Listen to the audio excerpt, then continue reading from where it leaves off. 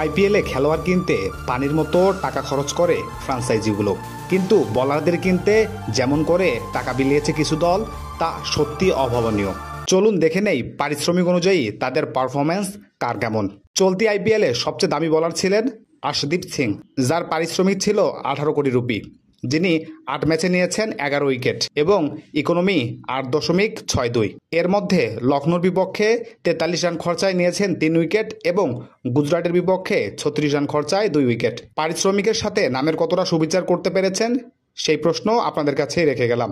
এরপরের অবস্থানে রয়েছে যুজবেন্দ্র চাহাল, যার পারিশ্রমিক 18 কোটি রুপি, যিনি 8 ম্যাচে নিয়েছেন 9 উইকেট এবং ইকোনমি 9.31।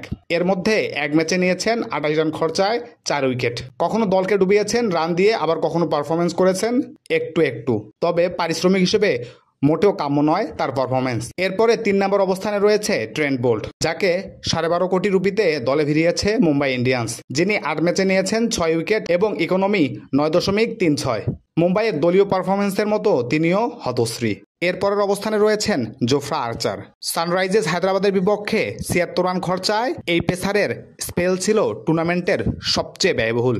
পারফরমেন্স বলতে গেলে পাঞ্জাব কিংসের বিপক্ষে 25 রান খরচায় 3 উইকেট। তিনিও তার দলের আকাঙ্ক্ষা পূরণে ব্যর্থ হয়েছেন বারংবার। 5 নম্বরে রয়েছেন জস হাজলিউড, যাকে আরসিবি 12.5 কোটি রুপিতে দলে ভেড়ায়। তিনি একমাত্র বলার যিনি নীরবে তার কাজটি করে যান, হোক সেটা ডেথ ওভার কিংবা পাওয়ার প্লেতে।